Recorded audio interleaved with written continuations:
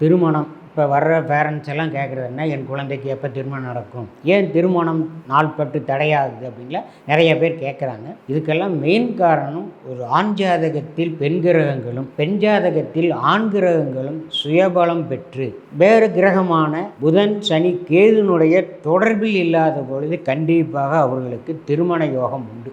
அப்போ முதல்ல ஆண் ஜாதகத்தில் பெண் கிரகங்களும் பெண் ஜாதகத்தில் ஆண் கிரகங்களும் சுப வலிமையாக இருக்கா. சரி, இப்படி திருமணம் தடையாகிறவங்க திருமணம் சேரி போனேன், முன்னாடியும் சனீஸ்வரனுக்கு விளக்கு போட சொன்னாங்க போட்டேன், துர்க்கைக்கு விளக்கு போட சொன்னாங்க போட்டேன், ராகு காலத்தில் விளக்கு போட சொன்னாங்க போட்டேன்னு சொல்கிறாங்க.